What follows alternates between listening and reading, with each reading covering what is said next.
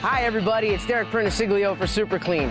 And whether you work around the shop, the garage, or the home, spills are going to happen. And now, Super Clean introduces their new Super Clean floor absorbent into their new product line to make cleaning up spills faster and easier. This all-natural product comes in an easy-to-pour 3-pound shaker jug. Just shake out the amount you need over your spill, give it a few minutes to absorb, and then clean up in an instant. Unlike traditional clay products, this product is virtually dust-free and absorbs 4 times faster. Now, we break out our Super Clean cleaner and degreaser for a 1-2 punch to clean up the stain completely. You can pick up your own 3-pound shaker jug of all-natural Super Clean at AutoZone, and you can also check us out at superclean.com. Super Clean, super easy, super fast, super clean.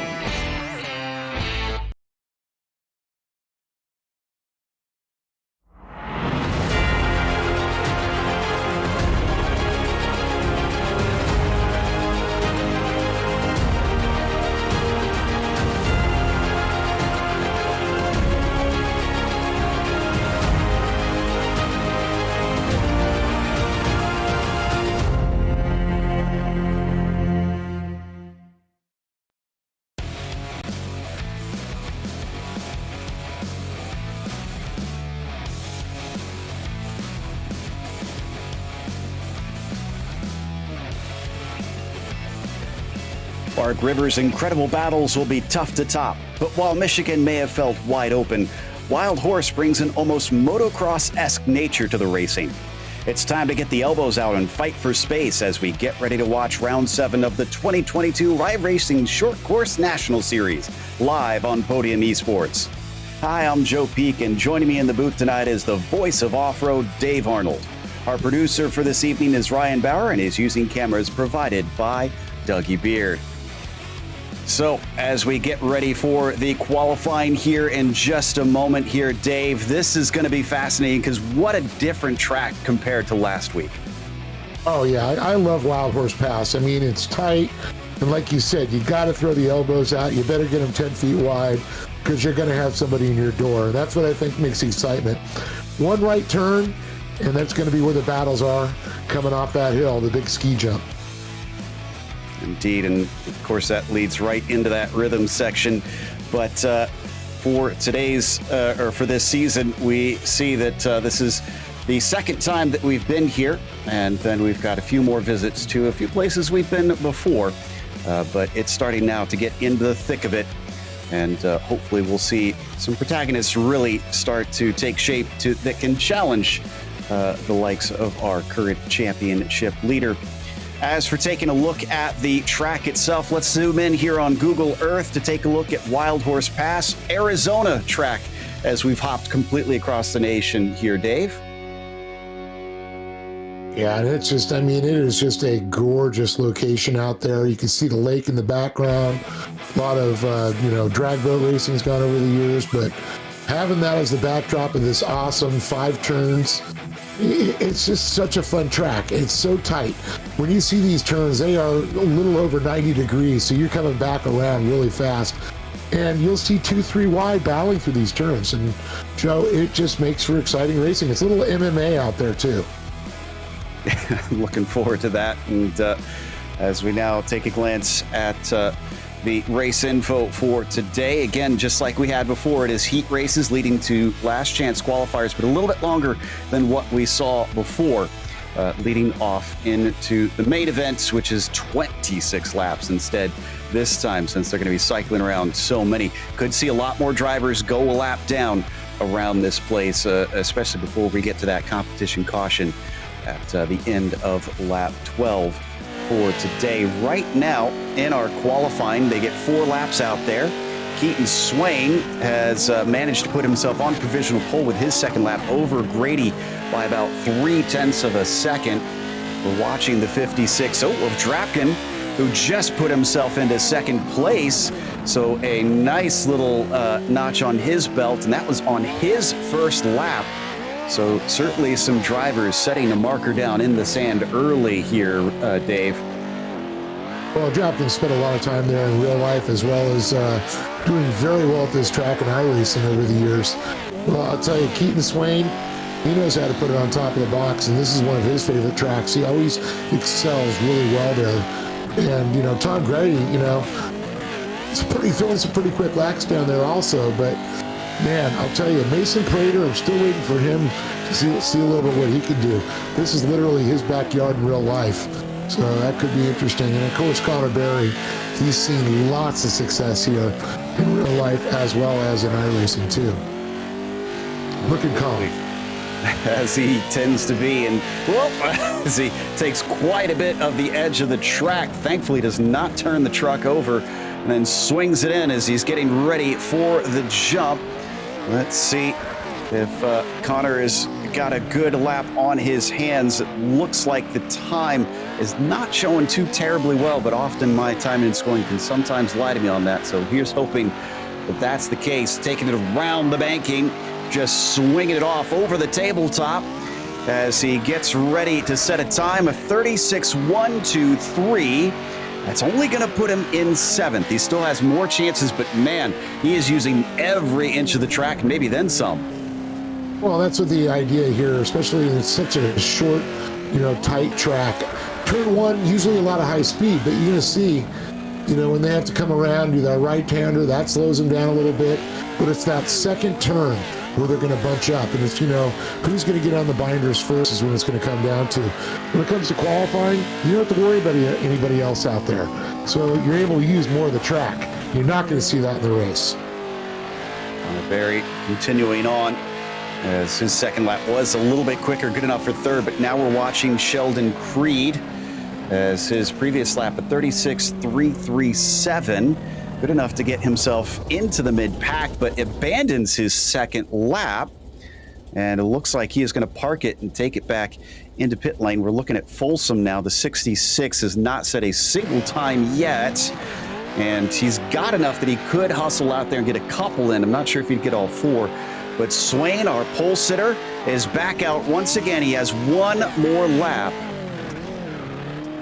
And a 36.673, yet faster over both Berry and Drapkin, who just took 2nd place away from him in the number 56. So Connor Berry, who briefly was starting to edge forward on Keaton Swain here, Dave, suddenly finds himself with some work to do. Well, I'll tell you, Keaton's really got this track dialed in there. I believe he took a win earlier this year here. But on board, you can see Roy Folsom right now. Looking pretty focused there. Kind of watching his lines and the setups here.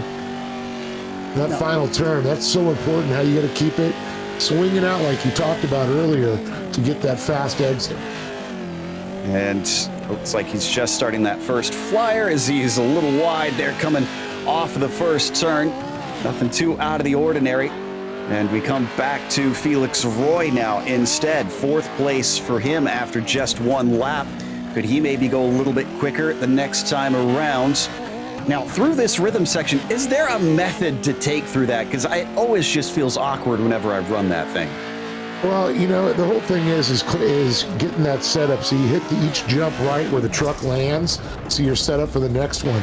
A lot of guys try to hit it where you just kind of bounce off the top of the first one and just kind of land, get your front tires over the second one. It's kind of the key, because you'll see guys that don't quite clear it and their truck just gets really out of shape.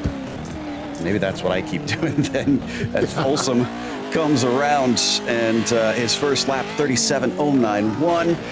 66 finds himself in the 25th spot. It's a little ways down the order, but again, he's got time for a couple more. And yeah, well, there's a good example right there. The car just bouncing into that last one.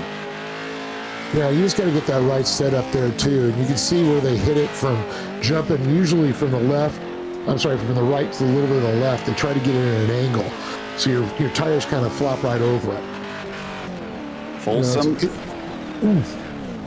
And yeah, not sure if this is going to be a good one. Chucks it in there. 36.7. He did improve by about 0.3 that time by.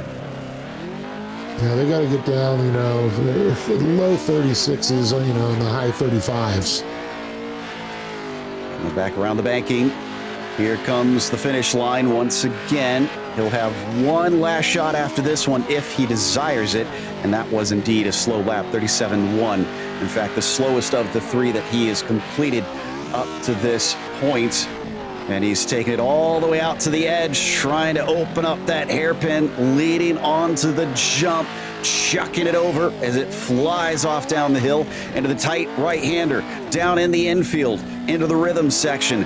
This lap goes by extremely fast, and he's going to try and complete the lap. It looks like he likes it enough that he's coming around that final turn, the 66, down into the line. Is this going to be any quicker? No, a 36.9 is not going to do it, and he is the last of our competitors that is able to do anything in this qualifying session. You know, Joe, I wish they would have scanned this track quite a few years ago, because those two bumps used to be a step-up jump, and then the outside berm that on the left-hander, that used to be a split line. You had a high and a low line, and then they'd merge together right before the finish line. It made incredible racing. It sounds like it would have been fun, but we're going to wait for the session to tick over, and then we'll go to our first grid today. 33 drivers have shown up to try and make it to the big show here today. We'll see who among them is able to try and compete for the big prize at the end of the session, because that was what it's all about. Yes, you'd like to win your LCQ, or yes, you'd like to win your heat, but winning the finale is what it's all about. But we've got 3 heats here today, and it looks like the first one is set. Keaton Swain starts it on the pole, as Felix Roy will be in P2. Tyson Miller will start from the 3rd position. After that, you've got Sheldon Creed in the 4th spot. Jaden Minder will be P5, as Aiden Irvin is in 6th. Next slide has Brock Smith starting P7. To his outside, it's going to be Levi Metzinger. Miles Morris starts 9th, with Bill Lester in 10th, and 11 trucks going to start here in this first heat of 3 as Darrell World wraps it up. With it being such a tighter course, and obviously you do have slightly more laps, is it more important to try and get that track position early here? Oh, yeah, definitely. I mean, it gets, really tight. And, some of those turns, the outside line is like turn 2, not very quick. You got to be down low or in the middle. So if you don't establish, there's not a lot of room for, 3-4 wide to go through that turn. So if you're not in that front group, it's a battle. You're going to be beating up on people. A lot of beating and banging going to be going on. Well, I hope everybody got a good night's rest, because it's early in the morning here in the virtual world. It's 6:30 a.m. virtual standard time right now. So the fans have certainly decided to wake up and get out to the track. So the iRacing fans as diligent as ever. And the pace truck going to lead them around for a lap, and then we go racing for our first heat of the day. I'll tell you one thing, Arizona has some great fans, and they're looking here in the virtual world to put on a good race. Absolutely. Sun rising and getting ready to shine down on these trucks, which won't stay shiny for very long here during this first race. Only 6 laps in these heat races that they have to try and get themselves into the top position. And don't forget, it is the top 3 that go to the feature here in these heats. There goes the pace truck, and it's going to give control over to Keaton Swain, waiting for the green flag in that number 21. Let's see what kind of start we get out of these guys. Green flag waves, and Keaton is on the loud pedal over the tabletop once again, and down into the first corner. He's got the lead, and they're going to stack up in a big way behind him. Nobody gets turned around, though. Yeah, you can see a little contact right away there. That's about establishing position here. Only 3 are going to qualify, so you got to be in that top 3. Otherwise, you're looking at LCQ, and only 2 will come out of the LCQ. Oh, my goodness. Big hit into the back, Keaton Swain from Felix Roy, but does not completely turn him around. He holds on to it well, and behind them, it is all kinds of bumper cars. Look at this. And someone almost looks like they were getting turned there in 4th or 5th position. We're on board with Irvin right now, sitting in the 8th spot, way down in the order. Everybody taking any line you could imagine through turn 1. Well, you notice that little slide job out there in front of him, and he was able to sneak right through to get a position. Very nice. It's Swain, Roy, Creed, your current drivers that are in the advancing positions. This is on board with Smith, who is trying to take one of those away, but he's a little bit too far behind right now. He's going to have to start to gain some ground to be in a position to attack, especially since I imagine those three are probably content to sit and ride. Oh, yeah, definitely. They just want to sit there in their position, and they're going to go into protection mode now. Behind them, it's just been utter chaos throughout the rest of the field. Everybody else has been trying to do everything they can to get up to those 3 spots, as we see a few of them getting into one another. That was Miller, Minder, and Smith there coming into turn 2. Down at a 3 now, switching back around as they now head themselves into the last banked corner and onto the front stretch once again. Smith doing a great job to pull away. And you see Chase Zane Minder right there behind him. And that was a great onboard shot. You watch Minder as he's trying to mirror around there, trying to look for a line. Absolutely, and opening up now at turn 3, just another little touch between all of them. Minder getting a touch from behind, but also giving it his all into Smith as well. And just getting on that brake, trying to swing it around as we now head to Felix Roy. He's been pulling away from Swain, maybe feeling a little ambitious here as he's poking his nose here and there on the number 21. Yeah, Roy's just trying to look for a little line, waiting for Swain to make a mistake, but man, Swain is always on point when he's here. He's driven this a lot in the buggy class, early on, which really taught him the lines. When he got in a pro light, he really accelerated, but now here in these pro 4s, I'll tell you, look at the perfect line coming out of turn 3. Certainly. You see that little setup I talked about?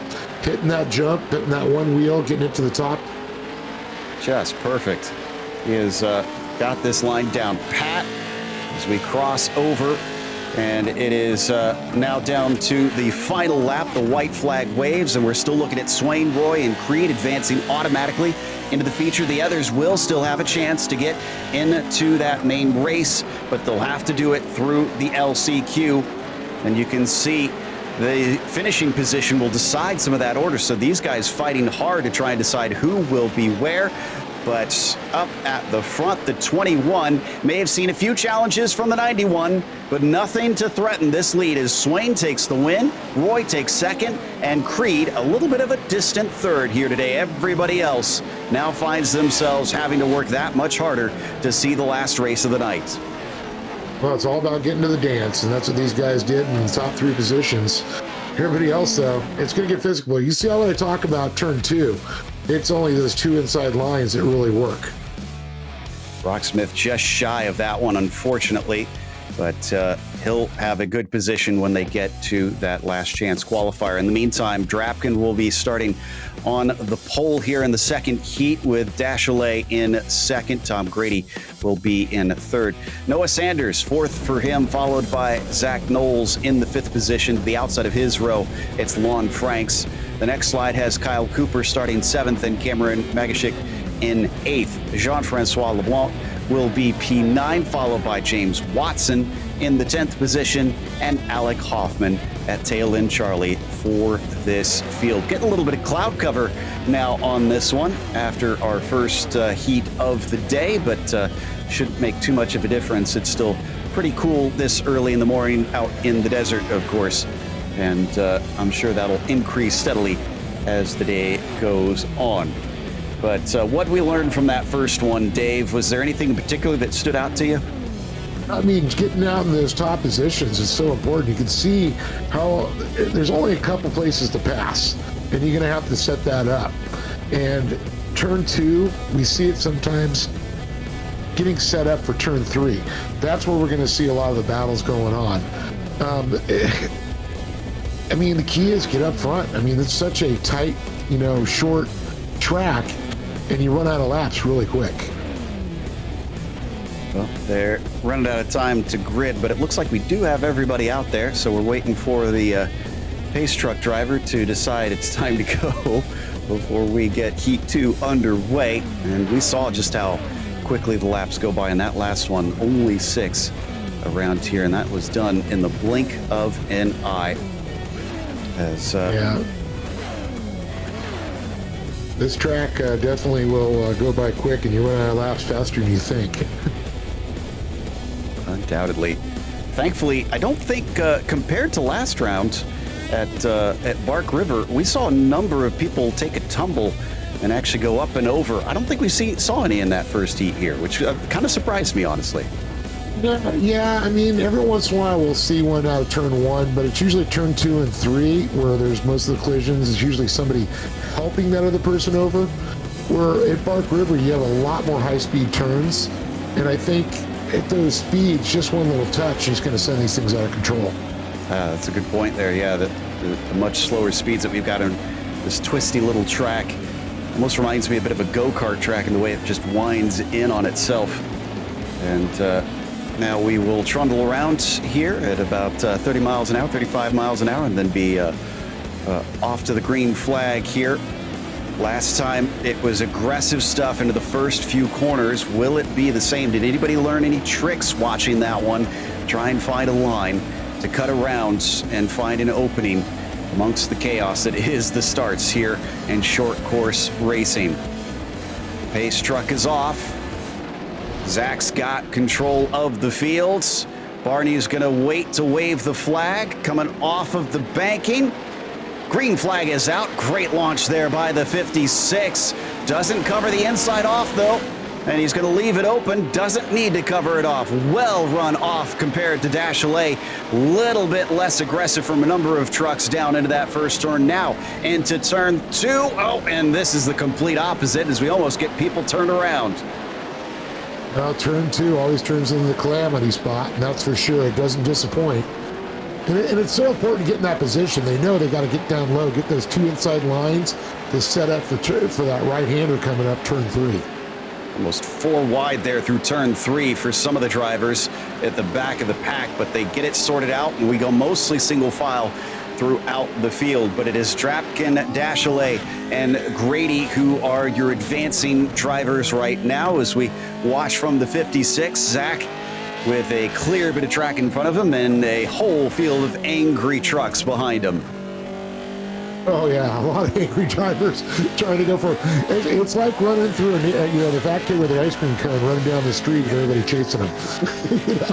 It's that nerve-wracking. He's the one that wants it most though right now. Yes. As he is starting to pull away, actually a full second ahead of Nick there in second place. A little bit of a look to the inside from Grady, but doesn't get the launch off the corner. We're going to watch from on board him. Is he going to chuck it down into turn 2? No. Looks like he's not willing to, although he does give a little hello to the back of the 23. It comes out to outbraking people sometimes, trying to get that nose slided in there before they can shut the door on you. Sometimes that can go your way, or sometimes you can take each other out. It certainly is that balancing act, I'm sure. Figuring out when it's the right time and hoping you get a little bit of cooperation from your rivals as they don't want to see both of you wind up in the fence. And still challenging on that number 23. We watch now from the roof, looking back as just look at how much air they're able to get over these jumps. Even though it's a short track, they just absolutely launch. Oh, the acceleration on these Pro 4s is just insane. They literally leap out of the dirt within 3-4 feet. A little bit of a pass behind them. Looks like Cooper managing to get by Franks there, and that is for 6th position. And in fact, they're going to carry on that battle, looking to the inside, but Lon just doesn't have the grip there coming through the corner, and already body parts being shed by a number of competitors today. But this is not an aerodynamics game. This is a game of power and cunning. And brute force sometimes.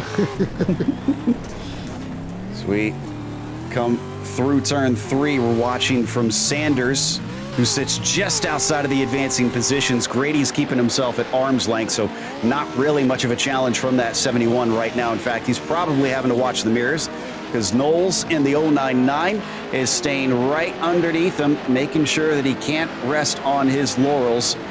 And at the front, this is your leader, the 56. We come back now to Knowles, sitting in that 5th spot. Up and over the jump, not quite close enough there. And through the rhythm section, once again, the 56 swinging it back around, and this is going to be the checkered flag and the win in the heat race. Beating his chest, happy with that one, as Zach is going to advance to the feature. Dashley will, and Grady will. Not surprised. Drapkin does very well at this track in real life as well as iRacing over the years. He's had a lot of success, so very stoked for him. But Dashley put in a great performance with Grady right behind him. So that's going to wrap up heat number 2. And there you see our top 3 advancing: Sanders, Knowles, Cooper, Franks, Magashik, LeBlanc, and Watson, heading off to the last chance qualifier after this, which is our third heat of the evening. Connor Berry now starting up here, as Cody Retzlaff will be in P2, as Brian Clement will be in 3rd. Parker Retzlaff coming over from the Coke Series to try the dirt side on road. Interesting transition from 4th. Bryce Simoneau is going to be starting from P5. Anthony Gaudio will be in 6th spot. It's Rory Folsom, who had a good end to his qualifying, able to start from 7th here today, as Scott Posey will be 8th and Franklin Monak will be 9th. Then the last 2, Trey Blank in 10th and Nathan Ramsey in 11th. And that is going to be everybody out there today that has been able to set a time in the qualifying. This is going to decide who gets to the big show and who winds up going into the LCQ. After this, it starts to get a little bit more tense, and the pressure is on to try and get some results on your plate. And we're going to wait just a little bit longer once again before we take off here on our final heat of the night. But this has been another fun one to watch here, with such a different layout. Honestly, especially when these first showed up here on the iRacing service here, Dave. As a child of the 90s myself, I played a lot of off-road in the arcades, and this brings back a lot of memories. Remember the old Mickey Thompson Yes. off-road game, and Ivan the Iron Man Stewart game, the PA. Those were probably 2 of the ones that got me bad. Growing up when I was racing, I was only allowed to race asphalt because that's what my dad did. Well, those games and those guys, that's what got me hooked on the dirt. So I can see that, child of the 90s. Yes, indeed. And that was either in the arcade if we found it somewhere, or if we had the chance to rent it from Blockbuster and played it on the SNES from time to time. But oh, I remember those days. Yeah, this is a slightly more advanced, thankfully, and brings another life to it. So coming up and around here on our pace lap, doesn't take much time as well here on the pace laps, like the real ones, to get those underway. And so far, you talked about the advantage of having the track position. I don't think we've seen the top 3 change position the first 2 races. Is there anything that can be done here to make that different for those that aren't starting in those top 3? I mean, the big key is, we talked about setting up for turn 2, turn 3, but coming out of turn 3, you mentioned it early on, and I think that I've really been watching. That's where a lot of the time that people could make the pass is hitting that little double just right. Save you that 1/10 of a second, a 1/10 of a second, a 1/10 of a second. Because that's everything. Green flag is out, and we might have a change for at least 3rd, as that is Clement almost shoving the 4 of Retzlaff off Parker. Oh, and they're all going to come together, a few of them getting turned around, and there's our first rollover. Parker Retzlaff on his lid. He's going to wind up on the black things and manage to get going once again, but he's all the way down in 10th. So Cody Retzlaff, who was in 3rd, now finds himself challenged by Clement for that position. Simoneau and Barry are off like a shot. They're nowhere to be seen, and going to take 2nd and 1st with ease. And my goodness, this has been perhaps the most chaotic of any of the 3. Well, I said earlier, a little MMA and a little brute force. Well, it's coming true in this final heat race right now. I can only imagine what the LCQs are going to bring. Supposed to be on the southern border instead of the northern like last time. That looked like log rolling to me.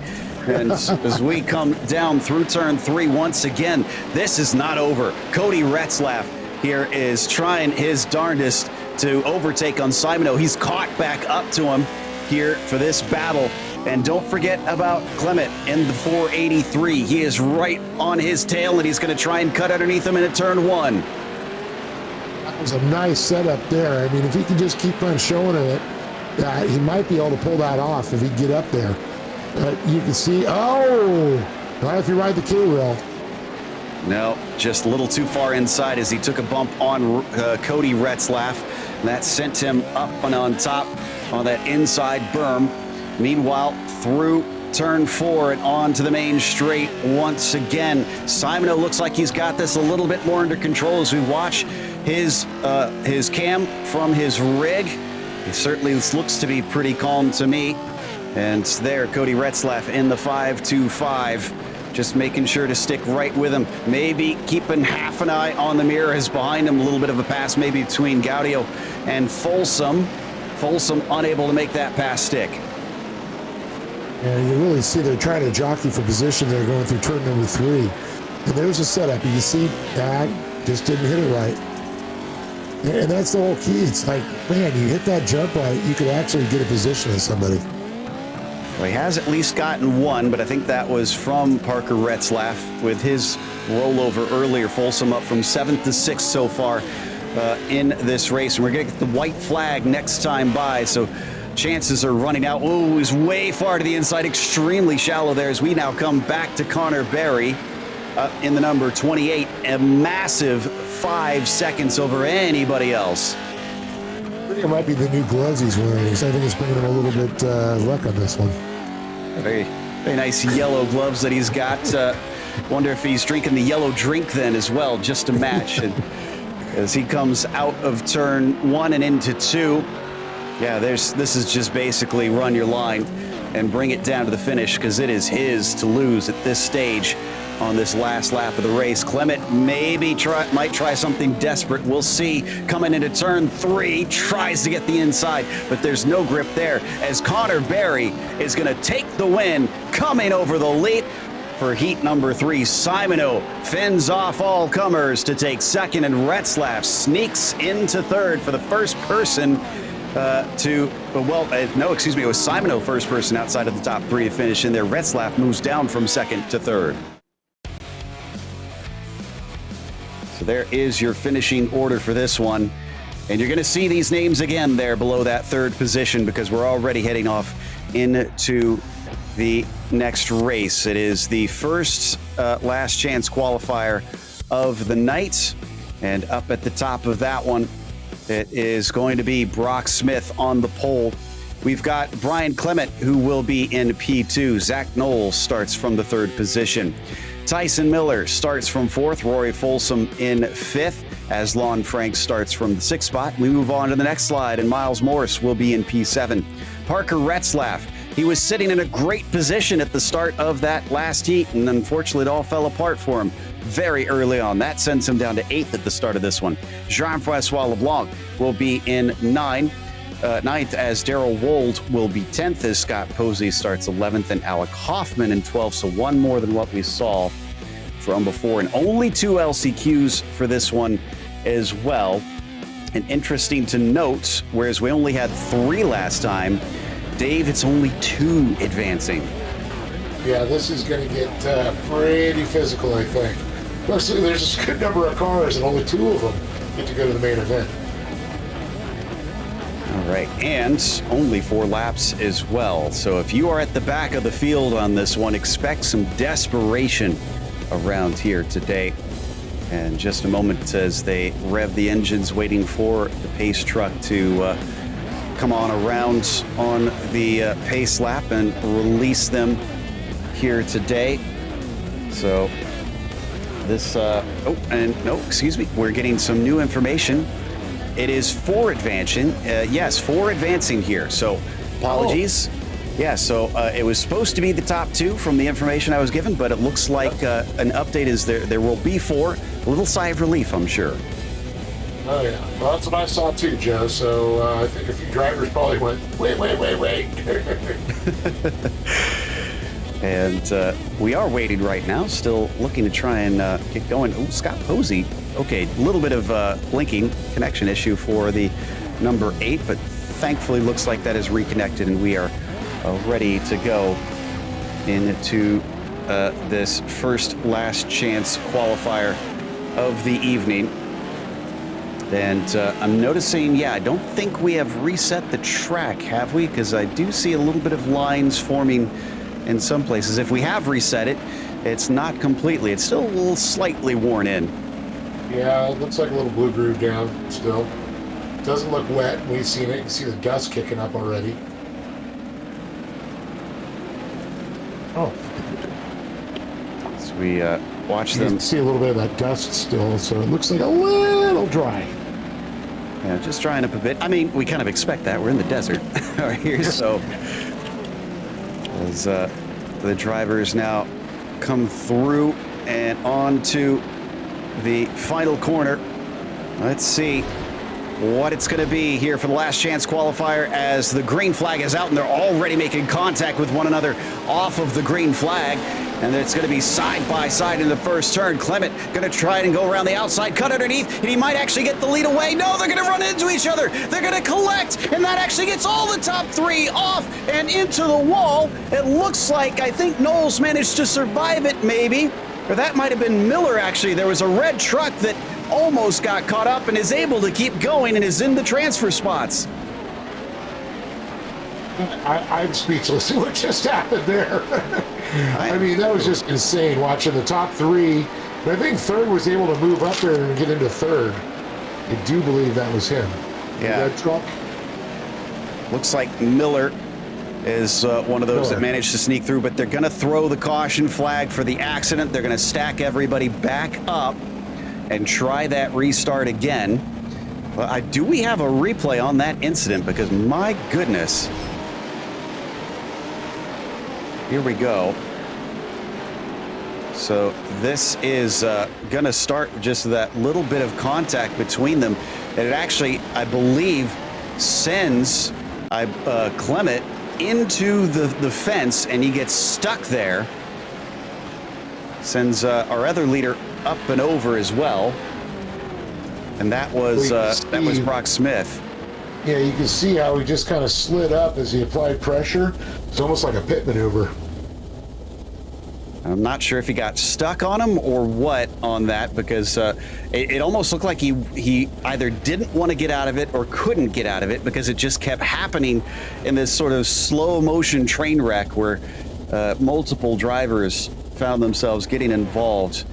And that's what led to where we sit now. Let me tell you one thing about these trucks. You don't get out of it. You got to stay on it. When you're side by side and someone's leaning on you, usually if you let off, that's what will happen. Somebody yields. If you stay good, they'll keep the pressure. You got front wheels pulling you, rear wheels pushing you, it's going to keep you tracking straight. You let off, these things are just going to go squirrely on you, and I think that's what happened. Certainly looks like it, and we're getting drivers back into position. It looks like they've red flagged the race, and they're cycling. This is Brian Clement back up to the front. So is this a complete reset here with even fewer laps now, potentially? Yeah, I'm seeing a complete restart on this one, the way it got set. They are giving some instructions over the radio. I'm trying to listen in here a little bit to the race control. And yeah, they're trying to order them into position. So here we go. Okay, now we are on our way, and they are going to allow Clement to start from the front as he started in P2. The good news is they did have a free repair in this race. So those that were involved have been able to come back out with a truck that is in working order. And they should hopefully still be competitive and not be limping around for what few laps are going to be left. Well, it's just a fresh restart here. So now the question is, still going to be 4 laps, I assume. I'm not sure if they can add laps onto the end, because we're still seeing 2 of 4. Yeah, so this is going to be essentially halved. This, 2-lap shootout here. I guess we got a green-white checkers on our hand. Well, that's going to be an interesting one for an LCQ. Boy, if that last one was tense. This one even more so, as the green flag is out once again. Clement, though, single file this time. Will this give us a little bit of a cleaner start into turn one? Knowles is not able to get by. It looks like third with Miller behind him. Rory Folsom up into fourth. Great charge for him to manage to get into an advancing spot behind them. Yes, much, much cleaner this time by. But we are already going to take the white flag as they cycle around 3 and towards 4. I'm trying to keep an eye on Franks as he came around. Looks like he almost had position there, trying to get in the qualifying position here as he comes down, looks on the inside again. White flag is out. Clement still leads the way. Knowles tries to follow through. Franks is the odd man out. The last one, or the first one really, that will not advance into the feature if he stays put. And in fact, behind him a big charge. That was Retzlaff who just busted him there and took that one by force. And unfortunately, he's going to get the favor repaid. And that sends poor Folsom up and on his lid. But up at the very front, Brian Clement will take the win. He'll advance. Knowles will go through. Tyson Miller gets through. And Parker Retzlaff finds himself now in the top 4 and going through. We're going to have to see what the admin on that. That looked a little aggressive on that pass. Unfortunately, taking out the other driver. Yeah, it looked like it to me. We'll see if they change that. As there is your finishing order. And everybody from 5th on down you will not see for the rest of tonight, unfortunately, as their night has been ended, and we now head into the second of the last chance qualifiers and the last of the last chance qualifiers. And up at the top of this one, it is going to be Noah Sanders. Well, we'll get to that in a second. It looks like we still need this session to swap over. There we go. Now we're ready to go through our starting order. Noah Sanders, as I said, on the pole position. Jaden Minder will be in the second spot. You've got Anthony Guaudo in third, followed by Kyle Cooper in fourth. After that, Aiden Irvin starts fifth. Trey Blank will be in the sixth spot. On the next slide, Cameron Makashik will be in seventh. Bill Lester starts from eighth. Franklin Monak ninth. James Watson 10th, and Levi Metzinger 11th, with Natan Ramsey the last of the 12 truck field.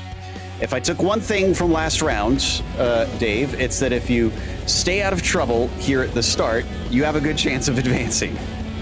I think that's a good little motto to live by here. You know, Wild Horse Pass, it makes for some exciting racing. It's a lot of contact. But, you know, if you're not in the top 5, you're going to have a fight on your hand. Indeed, and I'm sure the stewards are going to be giving them an extra little talking to after that one. Letting them know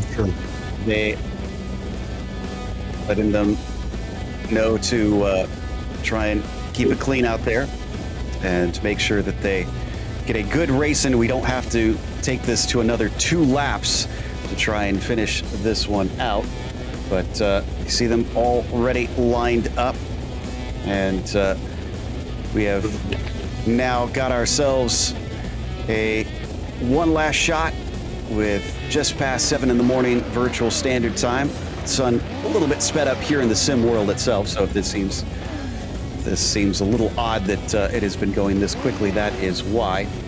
And they are giving them plenty of time to think about this, that is for sure. They've made sure that these grids are nice and slow. Well, one thing about Arizona, boy, it could swing like 40 degrees in temperature too. You know, it's been out there in the summertime, and we've done races in the evening. In the daytime when they're qualifying, it's buck 15, buck 16.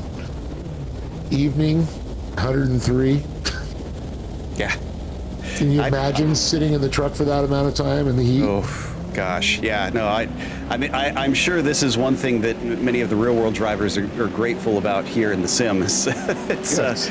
Don't have that experience at all. Yeah, it's one thing. I lived in Colorado for a while, and though a little bit different, definitely a similarly dry climate, and same thing in the summers. Didn't matter how hot it got during the day, at nighttime it just felt beautiful no matter where you were. Oh yeah, well there's some nights out there in Arizona it gets a little stifling in the summer. we've had a race in the early days in August, and we had literally drivers that were getting IVs after they got out of the truck. They were sweating so much. That is dedication right there.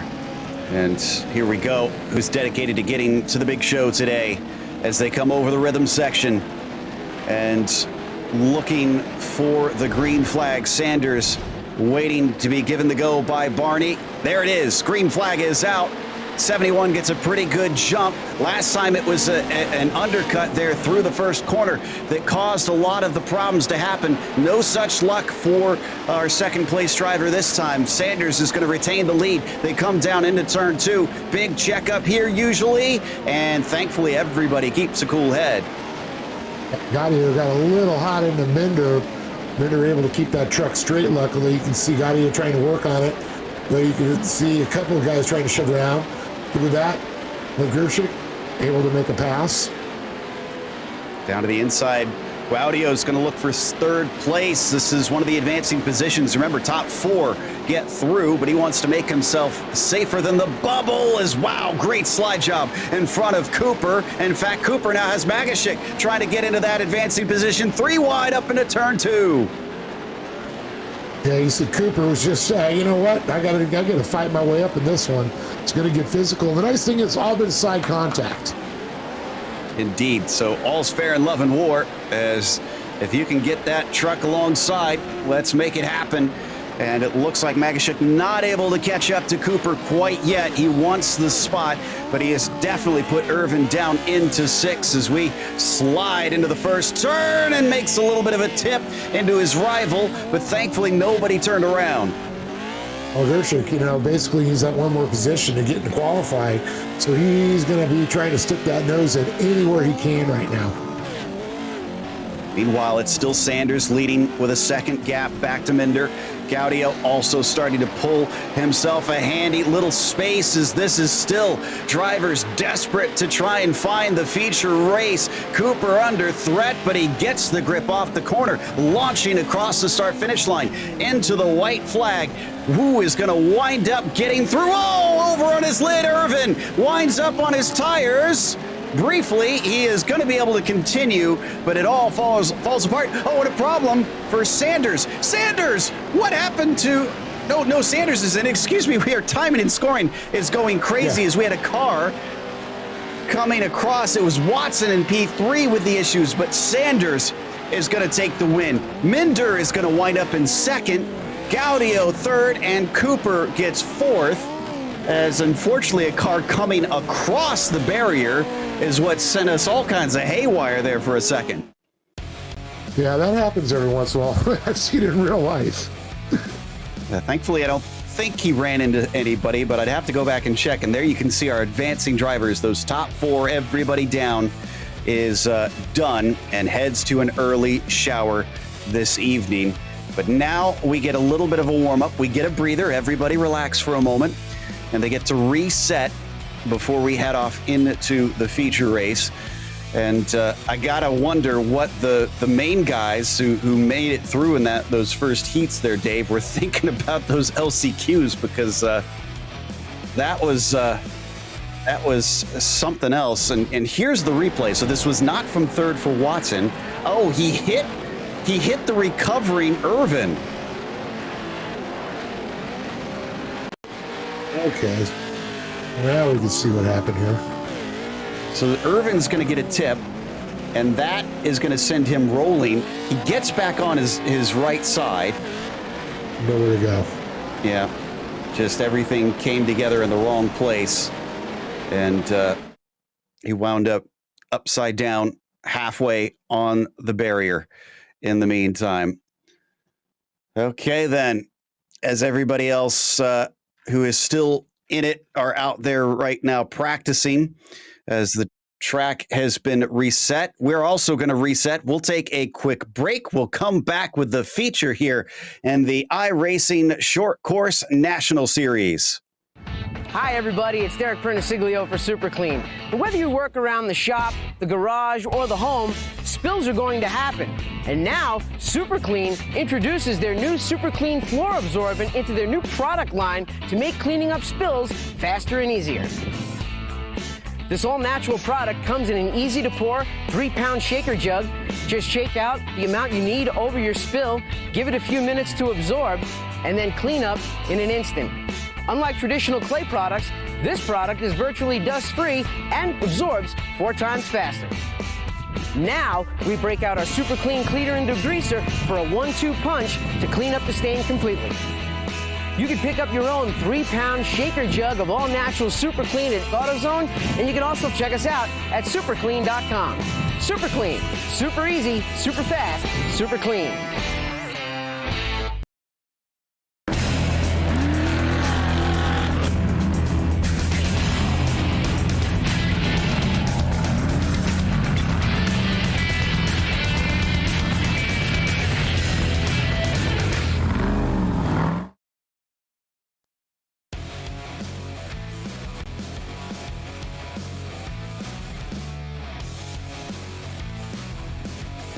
Welcome back to Wild Horse Pass Motorsports Park here in Arizona. We are watching the iRacing Short Course National Series for round 7. And a big thank you to our sponsors of this series, of course, CBR Performance Products, Ames Sports Data, Super Clean, Dirt Sports World, Signature Propellers, Positive Beverage, and Smith Graphics. They help make what you see tonight possible. And what you see tonight has been a lot of action here, but that was, of course, with the heats and the last chance qualifiers. This is going to be a much longer race, but also a lot more trucks out there. And even though we did have one caution already here, Dave, we have the halfway mandatory competition caution, which is certainly going to change the complexion of things. Yeah, well, it always does. I love the race within the race. I mean, it really gives a second chance to reset. You know, you can pretty much set your tone the first part of the race. And when guys usually set their truck up for the last, half of the race, well, might be a good time when you saw them make mistakes early on. You can reset, maybe get a little jump on the start. Indeed, and I'm sure there were some tricks that were learned by various drivers being in such close quarters for those first few races.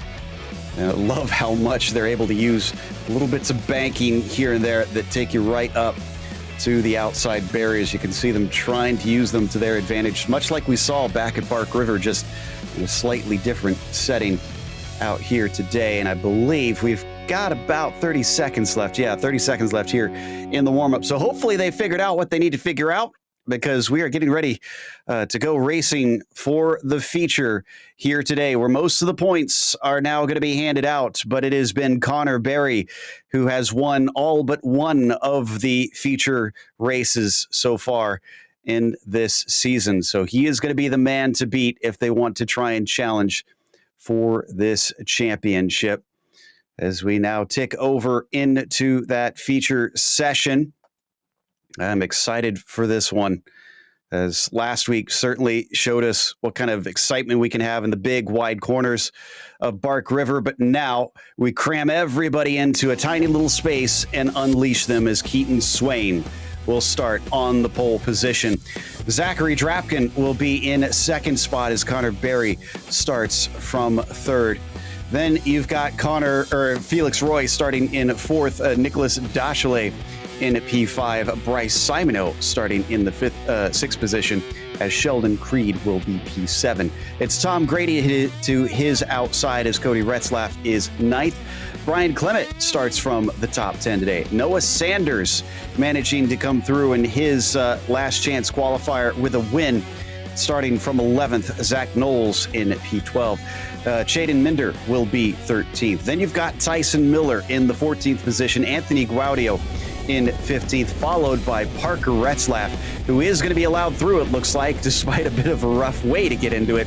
And Kyle Cooper, the last one to manage to make it, starting from 17th here today. And we'll wait for a moment, as once again the race control is just going to give them a little bit of a chat, let them know what's expected before we get to go racing here today. And you see the ticker in the top left set to now 26 laps out there. Wait for the end of lap 12 to get that caution flag thrown and we'll stack up once again. How many trucks are we expecting likely to get lapped around here in this first half of the race here? Because they do let them back by, Dave.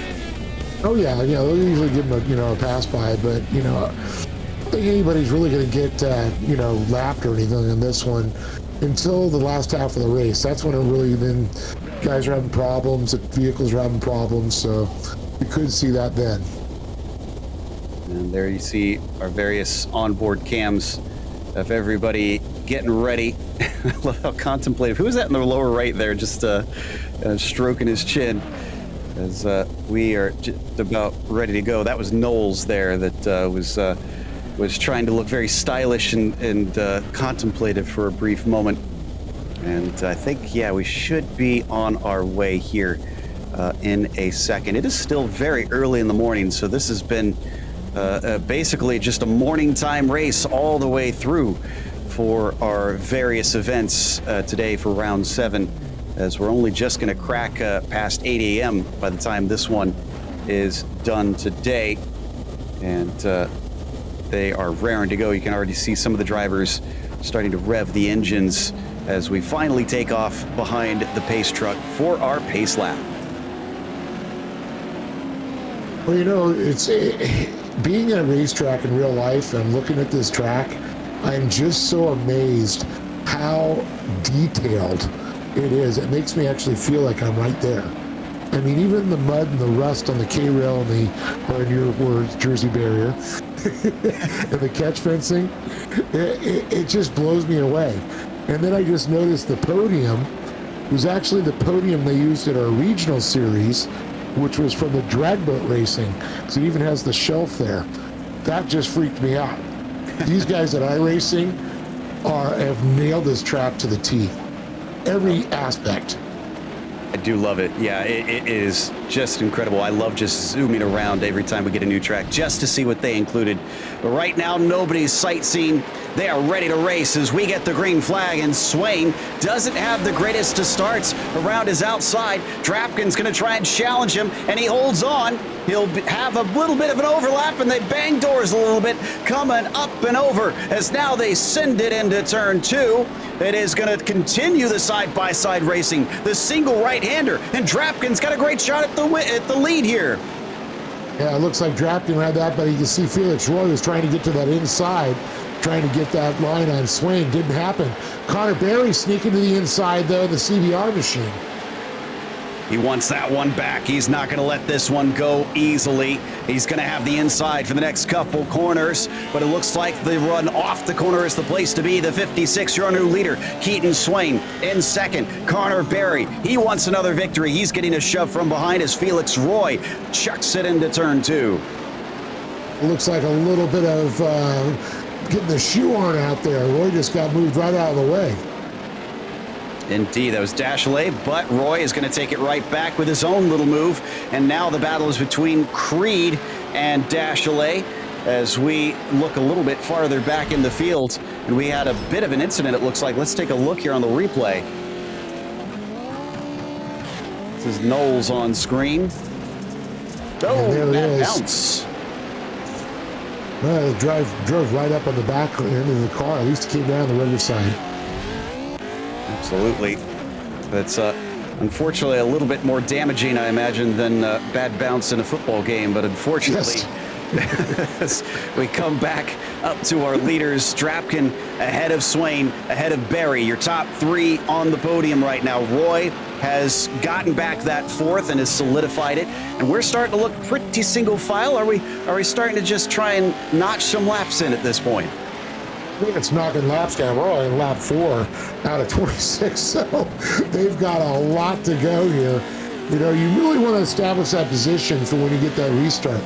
Top 5, you got a chance to make a podium. And I think that's why Creed's sitting in 6, wants to go after Dashley right now in the 23. Yeah, it was taking a little bit of a poke there, but nothing doing, unfortunately, as we now hop in with Grady, who's back in 7th. Do see a little bit of a train kind of forming here amongst all of our drivers going all the way from the lead on down. Not many in the way of gaps amongst them to separate. So one mistake is probably going to be costly. You're not going down one position, you're going down multiple. Well, and these drivers, their skills have advanced so much. You actually either have to force or just pray that somebody makes a mistake, because that's the only way you're going to have a chance, because they're so equal nowadays. Do have one car already being lapped. Bryce Simoneau, I think, looking to try and get around to that competition caution so he can stop in for his spare truck. But up at the front, there is Swain taking that inside line as he attempts to try and see if he can peel that one away, just using a little bit of an alternate run. Almost kind of reminds me, you mentioned the boats that race here earlier, of hydroplanes, just trying to run where they aren't and try to keep that lane open.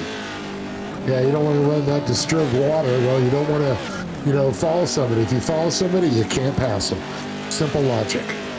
Ooh, big up hit to the wall there for Barry. Thankfully, looks like that didn't hurt him too badly. Down to the inside once again, but that pinched line that he keeps taking at a lot of different corners. Keaton Swain can't find the drive. The track's still very dry out there, and you're not seeing much in the way of a blue groove starting to form. But the top three have nothing between them. We talked about it just a moment ago. Any little mistake is going to be costly. These guys have got to be watching with hawk eyes on one another. Where they're going to be, the most timid, and that's where you want to strike. They are pretty much, it looks like watching a drip competition. They are just mirroring each other. Absolutely, and looking to the inside here. Barry gets in there. Almost has an opportunity, but once again, seems like being at the bottom is not quite working for most of the drivers. Flying off as he squares off turn 4, and he falls back once again. They're starting to see Felix Roy regain on them just a little bit. We'll see if this becomes a four-way fight. And once again, trying to get down to the inside. This time, not as much overlap from the 21. Oh, you mentioned about lap traffic. I didn't think it was going to happen that early, but, something must be going on with Simoneau's vehicle.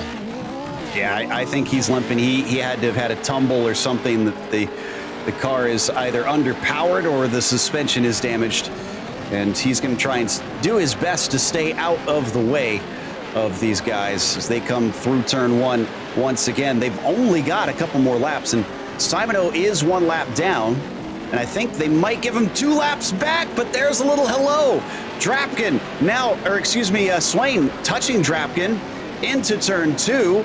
And that's going to slow him up slightly as Barry wants to try and give that same greeting to the number 21. Now they come through the final corner, a cutback as he goes underneath. Barry looking for the launch. I'm not sure if he's quite got it, but he's in there. Barry's trying to get those gentle grabbers grabbing at the dirt there. Just can't find the traction. The track's a little slick right there. They're all so fast. Once again, another bump to him as they come through the corner. They're going to get side by side this time, and it looks like Swain was much more tidy with that contact, but blocking him off. There is Drapkin with a savvy move, just making sure he can't get the launch. He's trying to look a little low coming off of here, but, Swain's setting him up. If he can slide and push him up against the wall, that could be Swain's move. There we go.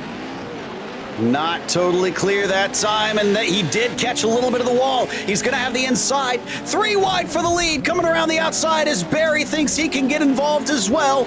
Underneath, this time he's through, but it's not done yet. Side by side, down into turn 3 as Drapkin fights back, gives him a little elbow grease as well. And Connor Barry, as they start to get sideways, coming over the rhythm section. Barry cuts through both of them. Barry might now take the lead. They're going to come across the start-finish line, and this is going to be decisive as the yellow flag comes out. Was Drapkin ahead? Wow. I think Drapkin was just barely ahead. We're talking just millimeters. It wasn't by the line, but at the line, it was 0.150 of a second between them. Oh my goodness. I'm out of breath. Well, I can tell you that pace truck really came on fast. I know that's got to be Gary Lane driving. Gary Lane drove it for, 14 years at Lucas Oil. The guy would catch air coming off the jumps. Driver's like, hell yeah. He's in his 70s. I love it. And yes, it looks like Simon O was waved around the pace car. We'll see if he'll give him a second one and get him back on the lead lap. At the very least, he's got an opportunity to take his spare truck rather, and get back in the game, as he's currently last on the field. Okay, so let's go through your order here for this restart. Drapkin, Berry, Roy, Swain, Dashley. That's your top 5 that Dave earmarked as being the place to be here on the restart. And there goes Simon Oak down to the inside. That's one more lap back for him. So there's your top 5, Dave. And of those 5, who's looked the best? Because, man, the top 3 especially, I feel like it could be any of them that could take the victory here today. Oh, yeah. I mean, any of these guys, with Connor making that run, it's going to be interesting. But Felix Roy is starting to come on. Like I said earlier, some of these drivers set their trucks up, calculating with fuel, weight, and everything and how they run for the last half of the race. I'm wondering if these guys in the top 3 have been pushing a little too much, and we're going to see like Roy keep making a big run at it too. Ooh, that's a good question.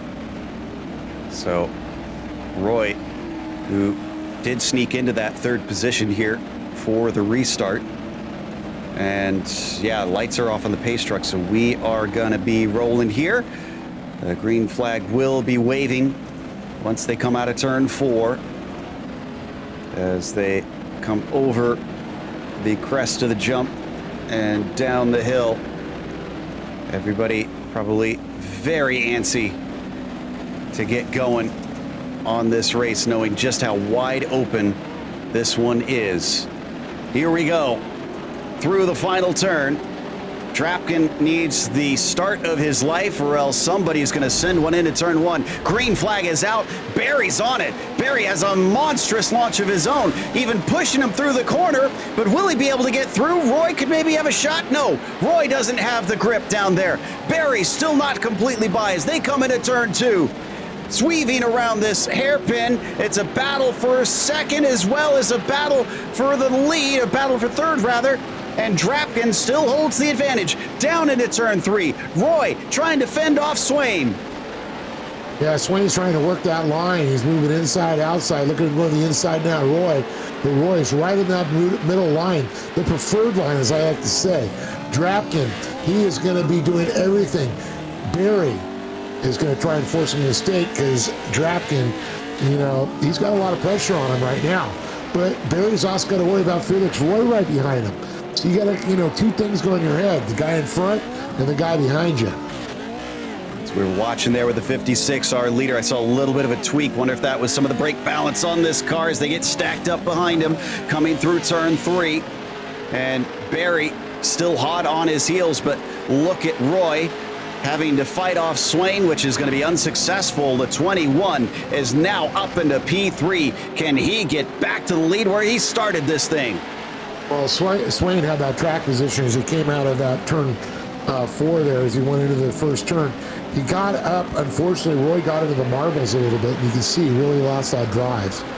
Another battle for the lead. Drapkin and Barry. Barry does not want to give up another chance for a win here in the feature, as they're going to go side by side. Drapkin around the outside. He's going to stay out there and get his momentum blocked. And here comes our 21 car of Keaton Swain. He gets a spot too, just like that, from the lead to third for Zach. You can see when you get out of that line how much, drive you lose. Oh, contact between Swain and Drapkin. Drapkin able to move back up to second. Roy looking low, trying to make the move on Swain now. So head up over the General Tire ski jump. They got to be careful. If they keep fighting like this, Barry's going to start to romp away. He's already got that track position. We're going to be 7 to go when we come by the line. So now they finally get single file. It is Barry, Drapkin, Swain, and Roy. These have been your 4 after that restart that looked the most likely to try and vie for the win. Yeah, it's all about keeping your wheels down on the traction in that line. You know, you can see what happens. Every time they get up and the marbles go a little wide, they start to lose position and lose momentum. So as they come down into turn 3, once again, a little look to the inside from Drapkin, and he does get a little overlap. That was from a long way back, though. He's got to watch out because that's Keaton Swain there at the bottom, through the banking, weaving their way through, up and over, across the start-finish line once again. Swain down to the inside, but that blackened line looks a little slick, and he doesn't find the grip. Yeah, he actually had the tires up on the outside and he was in the marbles. You know, I think that's one of the problems. When you don't have both those tires on that line, you get one of those tires spinning, you can see the thing just wants to step out on him. Coming around through 3, this is such a change to the start of the second half here, where we saw side by side for multiple laps from first all the way down to fourth. It has been stuck single file without an opportunity to try to get through. Big shove to the back of Drapkin. Swain lets him know he's still there, but can't manage to get the pass done. They continue to lose touch with the 28 up at the top. You know, they still got him in the sight though, but you know, Swain looking on the outside. Here comes Drapkin up the inside here. Gonna try and push and get his nose right behind him. You gotta block him a little bit. Swain gets that inside. He could take it. Uh-oh. That was a much better run. He's side by side. They're coming back to turn 1 now. Does he have anything for him? Tries to slide it into the side of that 56, but nothing doing. This is a great defense from Zach, not being phased despite the 21 throwing everything at him.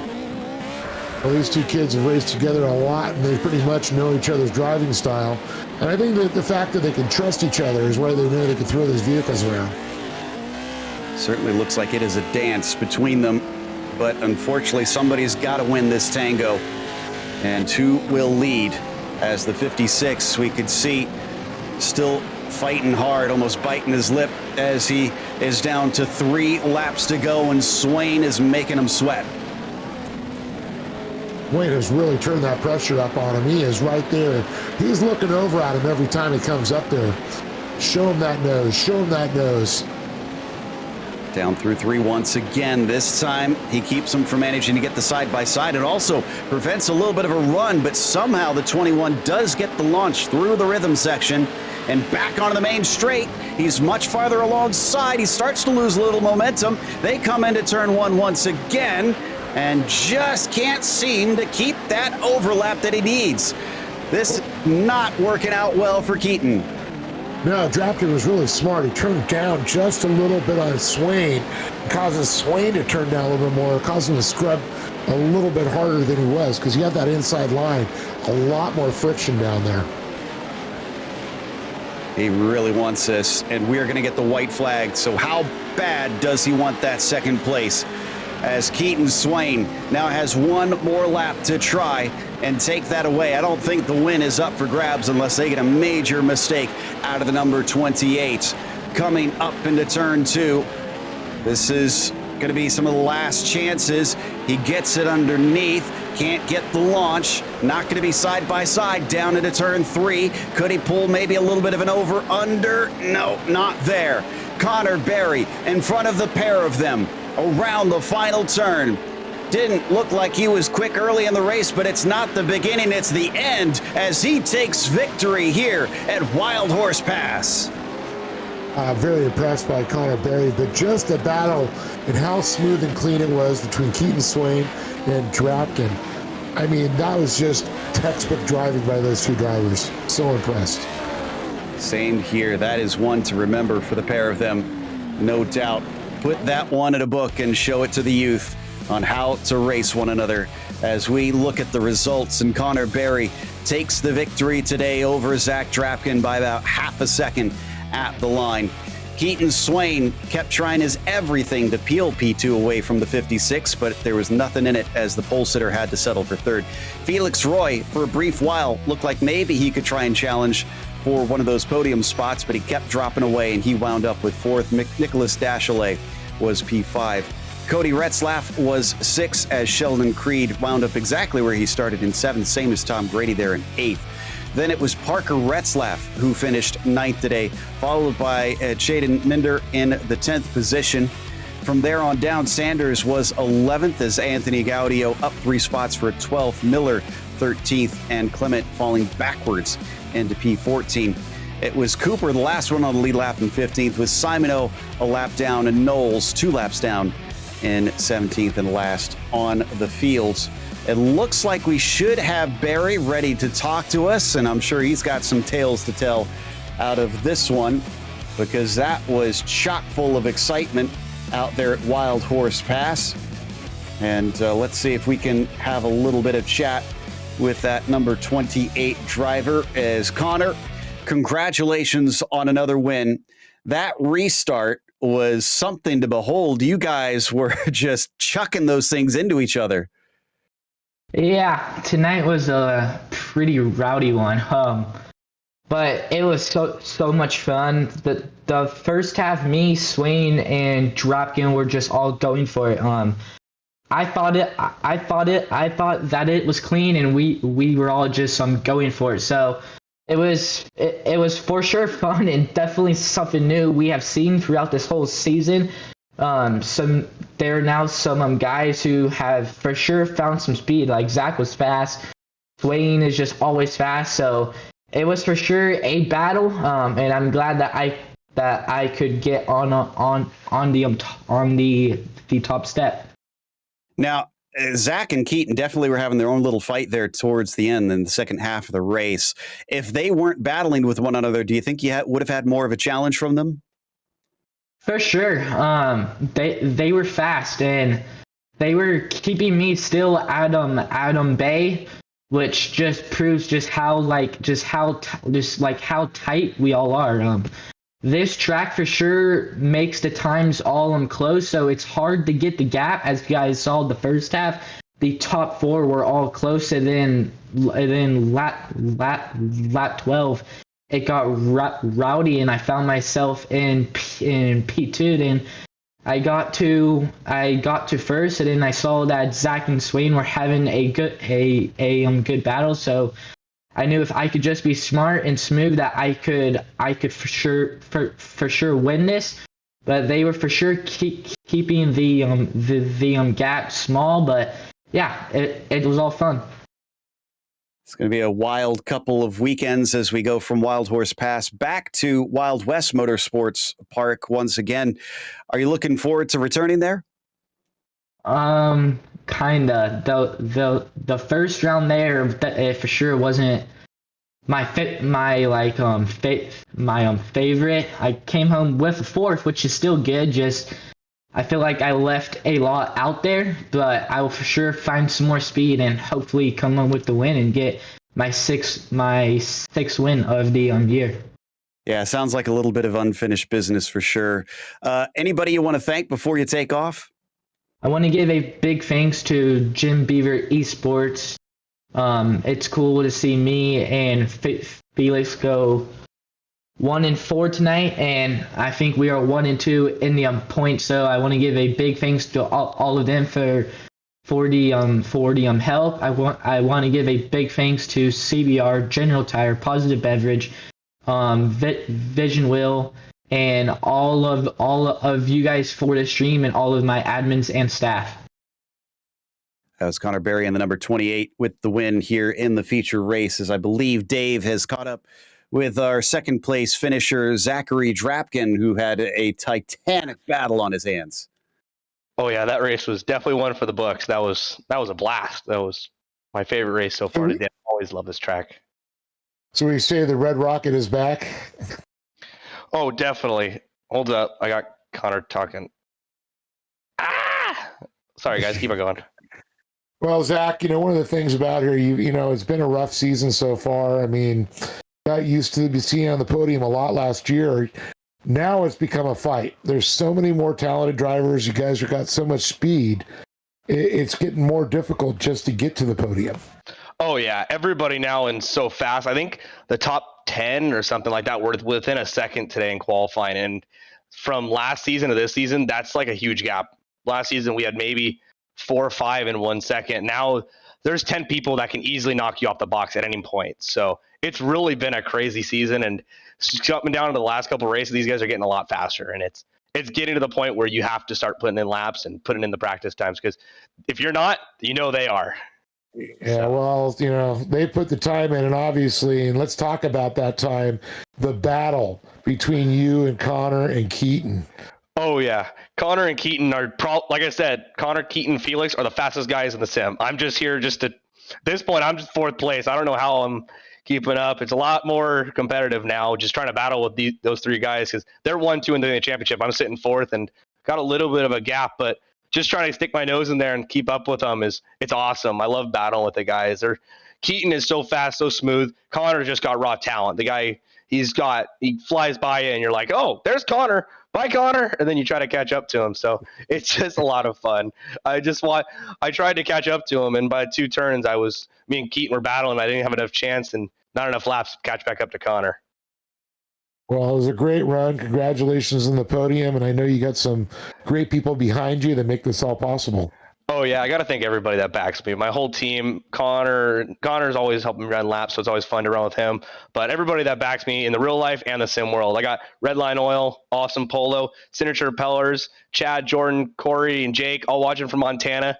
Hi, guys. Hope to see you guys soon. AG Sandcars, Competitive Edge is building my fresh bullet for the Pro Buggy this season. Weddle Industries, McMullen Transaxle, Skydive Elsinore, Adam Grinder at Big O Tires for getting me hooked up. And the series sponsors, these guys are what make the world go round. CBR, Positive Beverage, K&N, all the guys. I wish I had a list. Super Clean, Signature Bellers, Dirt Sport World. The stream, you guys are awesome. I love coming back and watching the stream because the quality is it's there. So I couldn't say anything else better than tonight. I'm looking forward to, we got a break next week, I think, and then we're coming back. But I'm looking forward to racing when we get back. I think that we're going to carry this momentum and hopefully bring home another podium. So I'll see you guys in the next one. Well, Zach Drapkin, congratulations. Thanks, guys. That was your second place finisher, with third place going to Keaton Swain. But I'm curious what the thoughts are on this, Keaton, because you started on pole, and pretty much from the first turn onwards, it seemed like you were under attack from everybody and their grandmother. Yeah, definitely. I didn't get the greatest of starts, and Zach got in front of me, but just put my head down and try to chase him down, and we did, and passed him clean. And I don't know what he was doing, but he doored me and kind of screwed up the rest of my race. I passed him about as clean as you can for this track, but I guess that's the way it goes sometimes. Come back and still be on the podium. Can't complain too much, but I felt like we had a good opportunity to win tonight, and obviously it slipped away from us. It looked like it was getting frustrating on that second half of the race after the caution, because you kept getting to the inside of Zach, but you couldn't seem to get beyond him. Is there anything that you feel like you could have done differently to get P2 away from him? Yeah, I probably could have done what he did to me and doored him and pushed him off the track and stay in the gas and ruin his race, but that's not the way I drive. So, obviously it's tough to pass here regardless. And now I wanted to make it a clean pass, but I just couldn't get it done. But, still to come back and get third, not have too many incidents. It's definitely a decent day for us. You sound a little frustrated from how the race went down. It could be good news or bad news, the fact that we now have a 2-week break. Is that going to leave you stewing, or is this going to allow you to calm down? Oh, no, I'm good. That's just how Zach races, and on this tight track, it doesn't help at all. So, I'm not heated at all, but we'll come back in 2 weeks and, try to get us a win. All right. Well, congratulations on the podium. Anybody that you want to thank that helped make it possible? Yeah, I just got to thank Appliance Parts Company, Factory Sim Sport, Sim Coach Pedals, ZK Designs, Trevor Teal, all of Connor's sponsors, and you guys for doing the broadcast tonight. Thank you very much for all the kind words.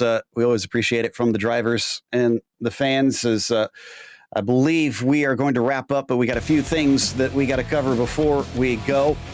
As first of all, Dave, oh man, this was I'm glad that I've been invited back to keep covering these, because both of these races back-to-back weeks have been an absolute joy. Is this what I'm in store for when we head off to Wild West Park as well? Well, I mean, a little bit longer, wide open. No, I think Wild Horse Pass is probably the most physical one. Turn 1 in Reno, though, can get pretty interesting. But, I think when it comes down to it, this is the most physical track you're going to see, and it never disappoints. I can't wait for it at all. That is going to be fun to get to experience another one. And unfortunately, we do have to wait about 2 weeks' time before we get there. As we mentioned, Wild West will be Thursday on March 10th. That'll be at 10:15 p.m. Eastern. So take a little break, breather with us, and then we'll be back with yet more racing. We also, of course, have our upcoming events here on Podium Esports as well. So don't be afraid to tune in on those, including one I'm going to be on tomorrow with a complete opposite form as we go racing in German sports cars on the pavement side. That'll certainly be fun. But again, a big thank you to our sponsors, CBR Performance Products, AIM Sports Data, Super Clean, Dirt Sports World, Signature Propellers, Positive Beverage, and Smith Graphics.